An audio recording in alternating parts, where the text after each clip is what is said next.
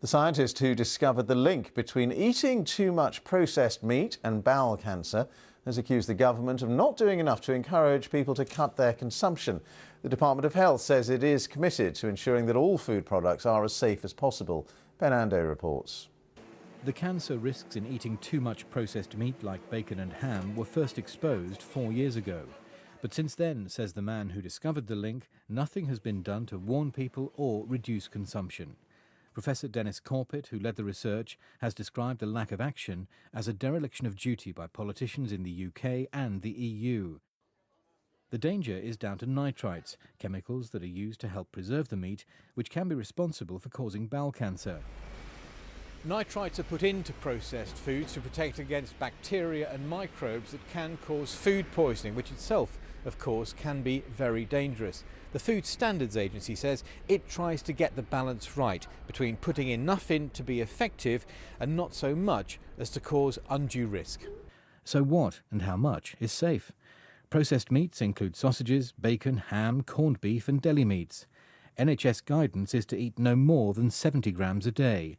That's the equivalent of about 2 sausages or 3 thin slices of ham.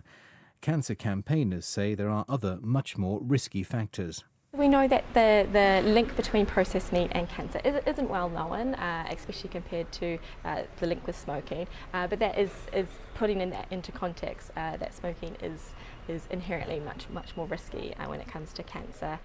But with ham a staple of many school lunchboxes, Professor Corpet says parents in particular need to think about how much processed meat their children are eating. Ben Ando, BBC News. Well, we can speak now to Professor Denis Corpet, who joins us on webcam from Toulouse in France. Thank you very much indeed for being with us. Thank you. So just tell us a bit more about the link that you see between processed meat and bowel cancer. For people who don't know much about this or haven't studied it too closely, just explain what you see as the connection.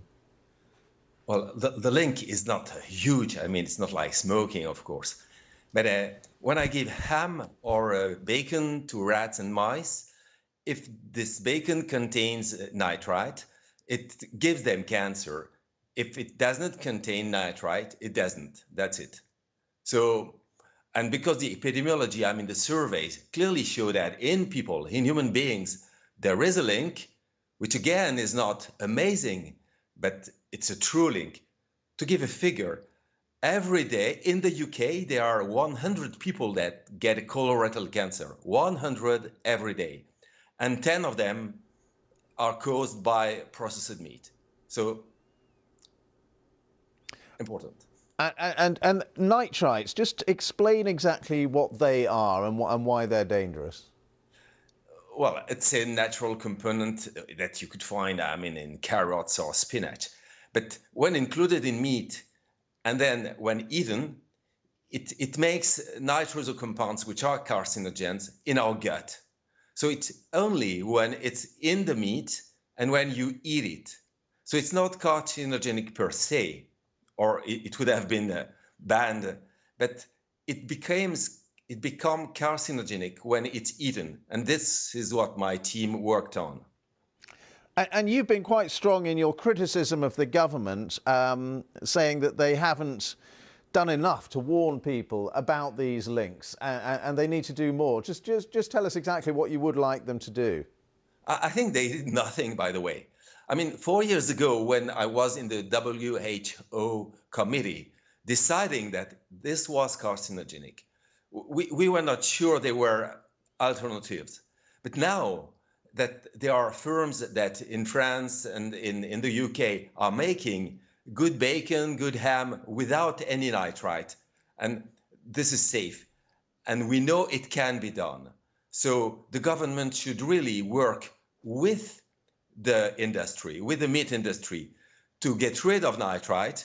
And they have to take some time. I mean, they cannot do it flash, but I think that within a year or two, nitrite could be banned, really. Mm. And is that the situation in any other countries? Are you saying that Britain is lagging behind other countries on this? Very sadly, it's almost the same in the European country everywhere. And in the States, it's work in the United States. All right, very good to talk to you, and thank you for your time. That's Professor Denis Corpet there from Toulouse in France.